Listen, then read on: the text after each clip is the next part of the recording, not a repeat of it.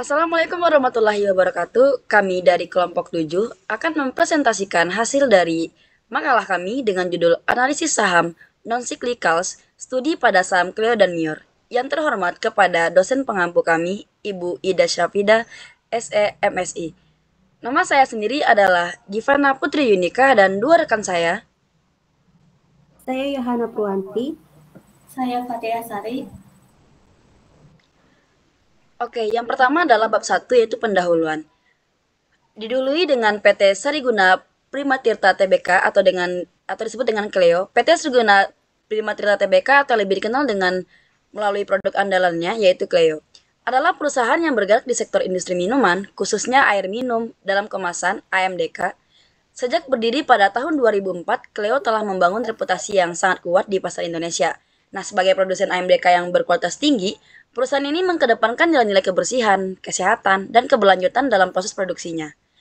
Nah, produk Clio ini tersedia dalam berbagai ukuran dan kemasan seperti botol kecil, botol besar, galon, cup yang menjadikannya mudah diakses oleh berbagai segmen konsumen. Nah, kelebihan Clio ini tersendiri terletak pada citra merek yang kuat, pengawasan mutu yang ketat, serta komitmen untuk menjaga kualitas air sesuai standar kesehatan nasional dan internasional. Selanjutnya, Clio secara aktif terus memperluas jaringan distribusinya ke seluruh pelosok Nusantara. Strategi ekspansi ini dilakukan melalui pendirian pabrik di lokasi-lokasi strategis sehingga memperpendek rantai logistis dan menekan biaya distribusi. Nah, efisiensi dalam operasional ini turut memperkuat posisi kompetitif Clio di pasar dengan fokus pada efisiensi dan inovasi produk.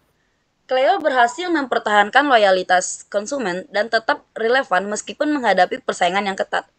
Strategi distribusi ini langsung ke berbagai kanal seperti toko kelontong, minimarket, dan platform daring juga menjadi kunci dalam mempertahankan daya saing mereka. Nah, selain itu, Clio juga menunjukkan perhatian terhadap keberlanjutan lingkungan seperti dengan inisiatif penggunaan kemasan yang ramah lingkungan dan kampanye pengurangan sampah plastik. Oke, selanjutnya pada latar belakang PT Mayora Indah Tbk atau MIOR. Nah, PT Mayora Indah Tbk merupakan salah satu perusahaan FMCG atau bisa kita sebut dengan fast moving consumer goods terbesar di Indonesia yang telah terdiri sejak tahun 1977. Nah, perusahaan ini terkenal melalui berbagai merek legendaris seperti Kopiko, Torowika, Energen, Beng Beng, dan Coki Coki. Nah, yang telah menjadi bagian dari kehidupan masyarakat Indonesia, Mayora ini memiliki segmentasi pasar yang sangat luas, mulai dari anak-anak hingga dewasa, dan mampu menciptakan produk yang sesuai dengan selera konsumen di berbagai negara. Strategi branding yang kuat serta kemampuan inovasi produk yang konsisten membuat Mior terus menjadi pemain utama di pasar makanan dan minuman ringan. Selanjutnya yaitu Mion dikenal memiliki sistem produksi dan rantai pasok yang terintegrasi secara vertikal memungkinkan pengendalian biaya yang efisien dan konsisten dalam mutu produk.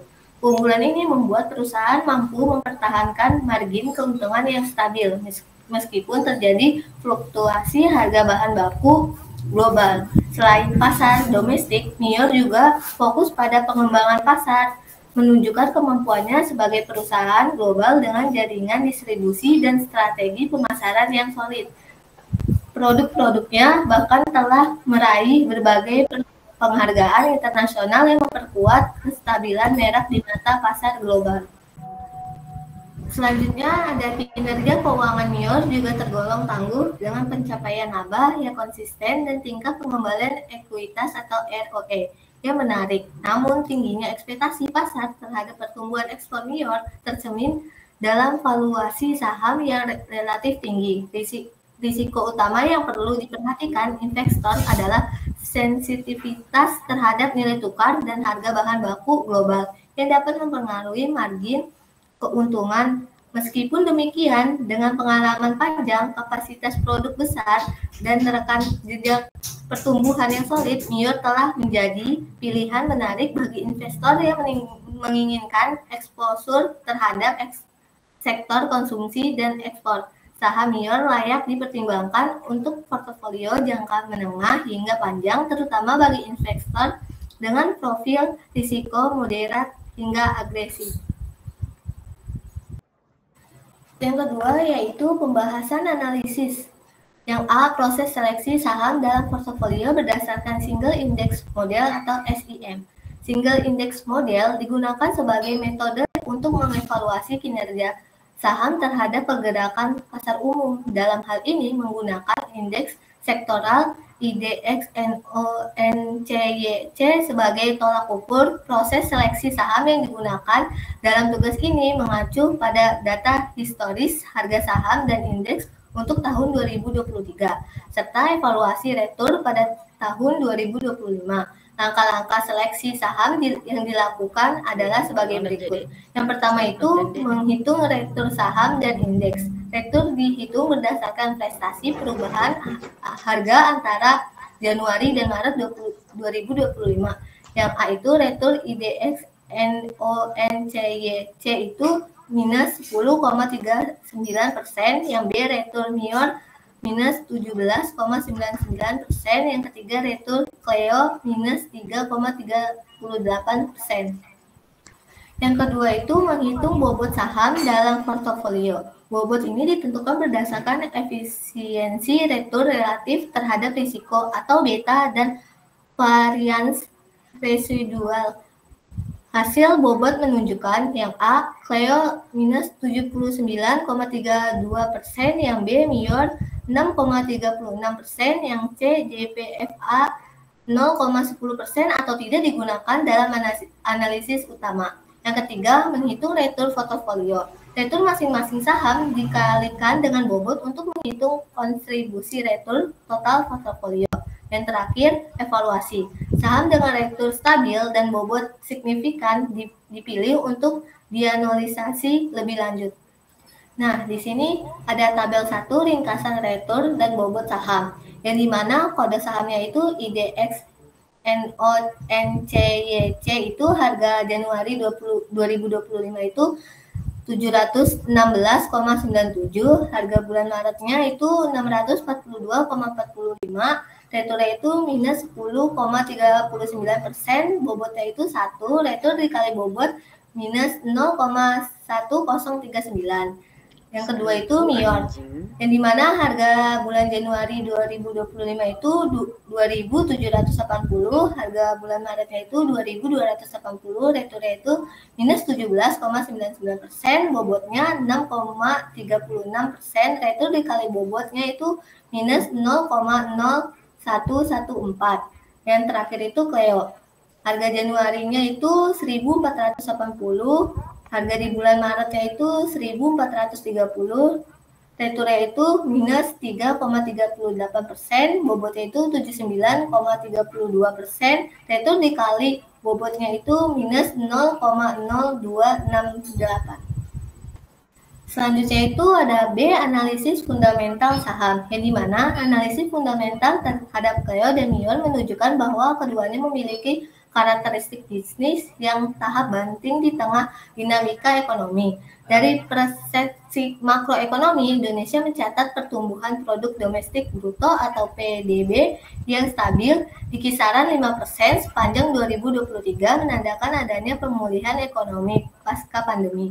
Inflasi yang terkendali dalam kisaran 3-4% dan kebijakan moneter Bank Indonesia menaikkan suku bunga acuan menjadi 6,25% merupakan langkah responsif untuk menjaga stabilitas nilai tukar, menahan laju inflasi. Dalam konteks ini, saham sektor non-click-class seperti Clio dan NIOR umumnya memiliki pertama yang lebih stabil karena produk mereka tetap dikonsumsi meskipun daya beli masyarakat menurun.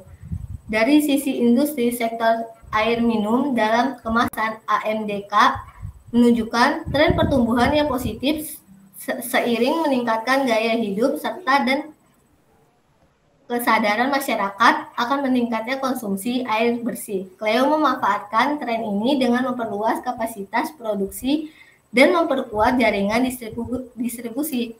Industri makanan dan minuman ringan juga mencatat pertumbuhan moderat didukung oleh faktor-faktor seperti urbanisasi, peningkatan pendapatan per kapita, dan pendaral pasar yang luas. NIOR dengan kekuatan merek dan kehadiran di pasar ekspor potensi mengoptimalkan pertumbuhan di kedua pasar tersebut. Namun demikian, tekanan biaya bahan baku impor dan risiko nilai tukar dapat menjadi tantangan bagi Mior. Next. Selanjutnya, di sini ada tabel 2 pada analisis emiten. Nah, emiten itu ada 2, ada Cleo dan Mior. Pada Cleo, ROE-nya itu 12,4%, DER atau debt equity ratio-nya itu 0,42, PER-nya itu 16, PBV itu 2,1. Sedangkan Mior, ROE-nya itu 10,8%, DER-nya itu 1,20, PR-nya itu 24, PBV-nya 3,5. Nah, dari tabel ini, Cleo menunjukkan efisiensi keuangan yang baik dan valuasi yang relatif murah. Sedangkan Mior memiliki valuasi tinggi, mencerminkan ekspektasi pasar terhadap pertumbuhan ekspornya. Selanjutnya, C. Analisis teknikal saham. Analisis teknikal dilakukan untuk mengidentifikasi tren pergerakan harga saham dalam jangka pendek dan menengah dengan menggunakan indikator moving average atau MA selama 20 hari dan 50 hari. Indikator ini berguna untuk mengenali momen perubahan tren, baik menuju sinyal beli golden cross maupun sinyal jual atau dead cross. Untuk saham Cleo pada akhir tahun 2023 terlihat bahwa garis MA-nya itu 20 berada di atas MA 50. Mengindikasikan adanya tren naik atau bullish yang cukup kuat. Namun pada awal tahun 2025 terjadi dead cross di mana MA 20 itu turun ke bawah MA 50, menandakan pembalikan tren ke arah penurunan harga. Perubahan ini mencerminkan adanya tekanan jual jangka pendek. Meskipun tren jangka panjang Cleo itu masih relatif stabil. Selanjutnya, pada Cleo, di akhir tahun 2023, MA 20 berada di atas MA 50. Itu menunjukkan sinyal bullish. Pada awal 2025 terjadi dead cross atau MA 20-nya itu turun ke bawah dari MA 50. Ini menunjukkan bahwa sinyal bearish jangka pendeknya Mior. Pada Mior itu MA-nya itu menunjukkan tren menurun sejak kuartal terakhir 2024. Kemudian volume transaksinya itu meningkat saat harga turun, menandakan tekanan jual secara teknikal. Cleo memiliki pada yang lebih stabil, sementara Mior menunjukkan volatilitas tinggi yang bisa jadi peluang untuk trader aktif namun berisiko bagi investor yang konservatif. Oke, selanjutnya di sini ada lampiran data keuangan dan pantauan saham Cleo dan Mior. Nomor 1 itu ringkasan rasio keuangan pada tahun 2023 untuk PT Sariguna Primatirta Tbk atau Cleo. Berdasarkan laporan tahunan 2023, Cleo perusahaan ini mencatat peningkatan kinerja keuangan yang signifikan.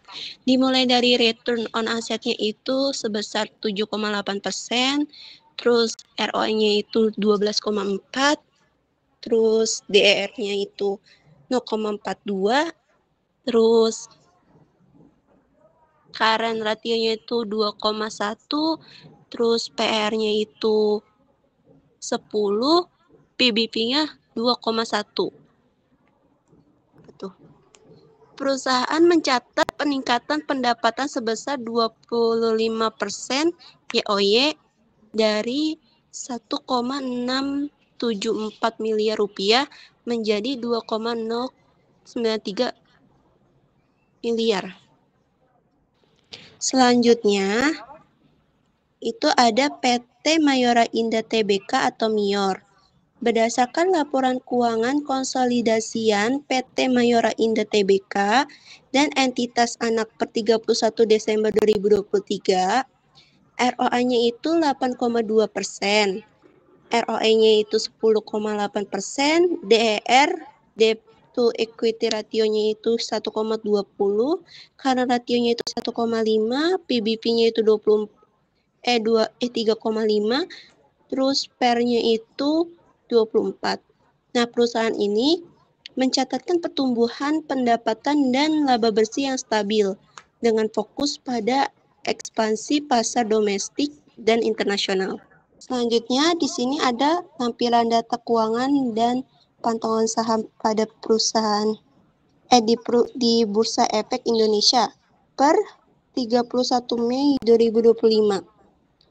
Pada PT Sariguna Prima Tirta atau bisa dikenal Cleo, harga saham terakhirnya itu Rp530, per TTM-nya itu 16, PBP-nya itu 2,1, volume rata-rata per 3 bulannya itu 1.200.000 lot per hari, beta per 12 bulannya itu 0,85.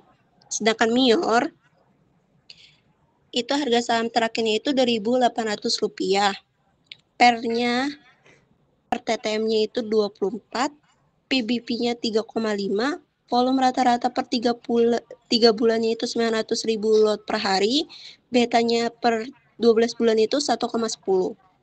Selanjutnya, di sini ada tabel ringkasan rasio keuangan. Nah, ROA pada PT Cleo tahun 2023 itu 7,8%. Pada MIOR di tahun 2023 itu 8,2%. Untuk ROE-nya, Cleo tahun 2023 itu 12,4%, MIOR itu 10,8%. Terus DR-nya itu 0,42 untuk Cleo dan MIOR itu 1,20. Terus current ratio-nya untuk Cleo itu 2,1, sedangkan MIOR 1,5. Terus PERR itu 16 untuk Cleo dan MIOR itu 24. Terus PBP untuk Cleo-nya itu 2,1, MIOR-nya itu 3,5. Nah, dari data yang sudah dibacakan oleh Hana tadi, dari mana kita mendapatkan sumber data itu? Yang pertama dari laporan tahunan 2023 PT Sariguna Prima Tirta Tbk. Nah, dari laporan keuangan konsolidasian PT Mayora Indah Tbk dan entitas anak per 31 Desember 2023. Nah, terus selanjutnya ada data harga saham per 31 Mei 2025 dari Bursa Efek Indonesia. Oke, selanjutnya ada saran. Nah, dalam konteks portofolio investasi, penting untuk melakukan diversifikasi berdasarkan profil risiko. Nah, investor konservatif sebaiknya fokus pada saham yang lebih stabil dan defensif seperti Cleo. Sementara itu, investor moderat hingga agresif dapat mempertimbangkan memasukkan MIOR dalam komposisi kecil sebagai strategi pertumbuhan. Nah, secara keseluruhan, Cleo dan MIOR ini mewakili dua tipe saham berbeda dalam sektor non-cyclicals. Nah, kalau Cleo itu lebih stabil, tahan banting, dan cocok untuk investasi jangka panjang. Sedangkan MIOR tersendiri itu lebih dinamis, penuh peluang, namun juga mengandung risiko lebih tinggi. Nah, keduanya itu tetap layak diperhitungkan dalam portofolio dengan strategi pengelolaan risiko yang tepat. Nah, investor itu yang ingin membangun portofolio defensif dan stabil sebaiknya menjadikan Cleo sebagai komponen utama. Kenapa? Karena terutama di tengah ketidakpastian ekonomi global, penambahan MIOR dapat dilakukan secara terbatas sebagai elemen pertumbuhan yang bisa dievaluasi secara berkala berdasarkan laporan keuangan dan sentimen pada pasar ekspor. Nah, dengan demikian untuk investor konservatif disarankan untuk menempatkan sebagian besar dana pada Cleo, sementara MIOR dapat dimasukkan tidak lebih dari 20% sebagai pelengkap. Sementara bagi investor moderat, kombinasi pada 80-20 antara Cleo dan MIOR menjadi pilihan optimal dalam kondisi saat ini. Nah, tetap penting untuk memantau pergerakan pasar dan melakukan evaluasi portofolio secara berkala agar dapat menyesuaikan strategi sesuai dengan dinamika yang terjadi. Yang terakhir itu ada kesimpulan. Berdasarkan analisis kuantitatif melalui single index model, analisis fundamental, dan analisis taktikal, maka dapat disimpulkan Cleo merupakan saham yang relatif stabil dan defensif, cocok untuk investor jangka panjang yang menghindari volatilitas kinerja keuangan kuat valuasi wajar dan fundamental industri positif. Mior tetap menarik untuk diverifikasi terutama karena peluang ekspansi pasar ekspor dan dominasi merek lokal. Namun perlu diperhatikan faktor harga dan sensitivitas terhadap nilai tukar. Berdasarkan keseluruhan analisis baik dari sisi kuantitatif menggunakan metode single index model atau SIM, analisis fundamental maupun teknikal, Cleo menunjukkan karakteristik sebagai saham diferensi dengan risiko yang relatif rendah. Tekstur sahamnya memang tidak terlalu tinggi, namun stabilitas harga dan bobot besar dalam portofolio menandakan bahwa saham ini cocok untuk menjadi fondasi dalam investasi jangka panjang. Sementara itu, Mior lebih fluktuatif dari sisi harga maupun performa fundamentalnya, namun masih dimiliki prospek pertumbuhan karena kekuatan ekspor dan diversifikasi produk. Dari analisis fundamental, saya memperlihatkan struktur keuangan yang sehat dengan risiko ulang rendah dan efisien dalam operasional. Hal ini mendukung daya tahan Cleo terhadap tekanan ekonomi makro termasuk kenaikan suku bunga. Valuta Cleo juga lebih masuk akal dibanding Mior yang memiliki valuta premium dan sensitivitas tinggi terhadap nilai tukar. Namun demikian, ekspansi terhadap eksponsif global Mior tetap menjadi fatalis positif di masa depan, terutama jika kondisi global membaik. Sekian, terima kasih dari kelompok kami hasil presentasi dari makalah kita. Jika ada kata-kata yang salah atau bagian yang salah, terkurang yang terlebih, mohon maaf dan terima kasih. Assalamualaikum warahmatullahi wabarakatuh.